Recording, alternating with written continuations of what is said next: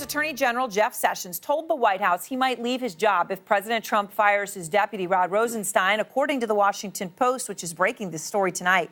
Rosenstein, of course, is overseeing the Russia investigation after Sessions recused himself. So Mueller goes into Rosenstein.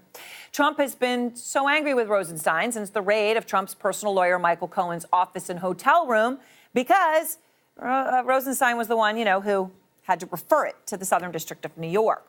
Sessions made his feelings known in a phone call to the White House counsel, Donald McGahn. Rosalind Hellerman, the political investigations reporter for the Washington Post, broke this story and joins me now on the phone. Rosalind, so tell me what this is basically Jeff Sessions is leveling a very clear threat. Well, we were told that the Attorney General was not trying to threaten the White House per se, but just to make clear that if the president fired his deputy, who he helped select, that his position would become untenable. It would make an enormous amount of public pressure grow on the Attorney General, and that he might have to leave his post were that to happen. So it's not a threat of quitting. It's I might be forced to do this because of external circumstances. Is that what you're hearing more specifically? That's right, or that he might feel forced to do so, that he might that set of circumstances might cause him to feel compelled that he had to leave. I think it was a way of conveying that he thought this was a very bad idea. And I think the president has come to realize that if he were to fire Mueller, he would be inviting sort of a chaotic moment if he were to fire the special counsel. And what this shows is really Rod Rosenstein's position has become such that the same would occur were he to fire Rod Rosenstein, that is not a politically easier move for the president. Were he to do that, he may well lose his attorney general, and he may well lose a series of other important staff members in both the Department of Justice and potentially the White House as well. The so-called constitutional crisis that some have warned of. All right, Rosalind, thank you so much. Rosalind Helderman, as I said, investigations reporter for the Washington Post, breaking the story tonight. Out front now, Harry Sandick, former assistant U.S. attorney in the Southern District of New York, along with Laura Coates, former federal prosecutor, and Renato Mariotti, former federal prosecutor. Harry, let me start with you. So you heard Rosalind, they're sort of Jeff Sessions trying to thread the needle here, according to her reporting, right, to say, I would probably leave, maybe because I was forced to do so as opposed to I'm threatening to quit, but making his position very clear. That's right. He's been a very effective attorney general in terms of advancing the types of things that Donald Trump talked about in the campaign. And at the same time, there are certain things he's not going to do. And we've seen that as the Mueller investigation has unfolded. He recused himself because it was DOJ policy to do it. And he doesn't want to see the deputy attorney general, who Sessions views as an honorable person, good at his job, forced to leave for basically doing his job. So, Renato, why do you think Sessions is essentially, doing this publicly? Obviously, as Rosalind's reporting, it was a phone call with the White House, but this is leaking out, and it's leaking out for a reason, because Sessions or someone close to Sessions wanted everyone to know where he stands.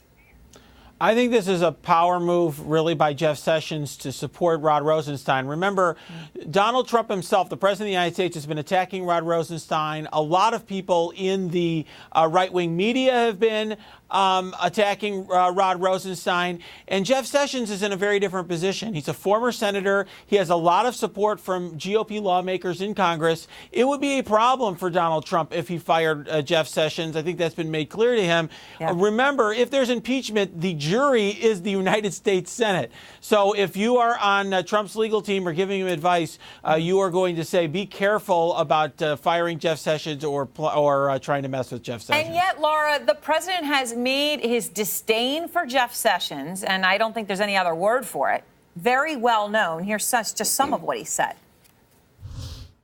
Sessions should have never recused himself. And if he was going to recuse himself, he should have told me before he took the job, and I would have picked somebody else. I'm very disappointed with the Attorney General, but we will see what happens. Time will tell. Time will tell. And that's tame compared with his tweets. I mean, Laura, is this almost what he wants? Somehow Jeff Sessions to, let's just say, get rid of himself? It's not much of a threat for him to say, if he goes, I go. If the president of the United States wanted you to go. It's almost a blessing in disguise for the president. But remember, there's been a fixation and an assumption that the Department of Justice has solely been focusing on the Russia collusion investigation. Deputy Attorney General Rosenstein oversees over 100,000 employees, the DEA, the ATF. He oversees the Bureau of Prisons, the day-to-day operations.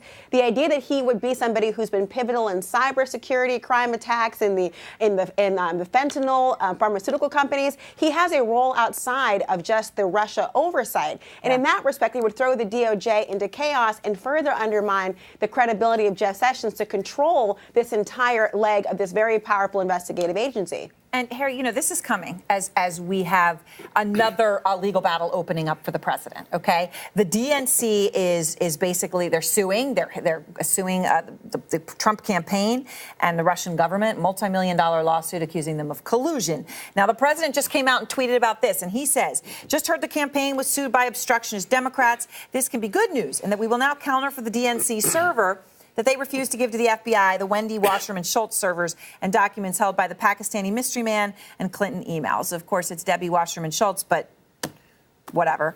I guess I say that sort of laughingly. But here's the thing. The lawsuit here is conspiring in the 2016 election. And, you know, you got Jared Kushner named in it. You got Paul Manafort named in it. Obviously, Trump's completely dismissing it. This happened back during Nixon. Yeah. DNC suing over the break into Watergate. Yep. They won $750,000, a lot of money then, and they won it on the day Nixon left office. So this lawsuit, I think, is a good idea by the DNC. I think what it does in part is it creates a backup plan. If other investigations are shut down, this lawsuit will be continuing on. It can't be closed by a presidential pardon. It would involve depositions of many people who are close to the president. His son is a named defendant. Yes. I mean, which makes it very significant, Renato. And there is precedent for the DNC in Watergate. I mean, you can dismiss this as political, sure. But whether you want to do that or not, the point is it's worked before. Well, absolutely. And one thing that we do know, because the Supreme Court decided this issue in Jones versus Clinton, is the president is not immune from a civil lawsuit when he's in office. All of his associates obviously don't have immunity. There are some legal hurdles to some of the claims, but as long as they can get past those legal hurdles, there's going to be discovery. There's going to be depositions under oath. There's going to be documents and emails and other things exchanged. That could be a real problem for the president and his associates. I would like everyone to know that in somehow an admission of error, which almost never happens from this president. He has corrected his tweet from Wendy to Debbie. It just happened. Hey, there's a first for everything, everyone. Laura, your reaction? Not to that. To the well, that's breaking news, Erin. No, that is breaking news, by the way. It's as close to an apology as you're going to get. It is. Yeah. And, of course, part of the DNC claim and suit is to actually get admissions of problems and admissions of guilt, not from Donald Trump, but we're in the right direction if you wanted admission at this point in time. But really, it's very similar to what Robert Mueller did when he charged and indicted 13 Russian nationals. It was a talking indictment. There were jurisdictional issues. Could you actually get service over these Russian nationals? Same jurisdiction issues here apply when you talk about be able to sue a foreign government. But what they're trying to do, I think, is also the fail-safe approach, is a response to the Republicans who were a part of the House Intel Committee who said, we have not only a hands-off approach, we're not going to do anything about it in anticipation of the midterm elections. They are trying to ensure this issue stays prominently positioned and to remind people of the similarities between Watergate and people make them now of what the power of the DNC, albeit partisan, can do to try to force the hand of people to do the right thing.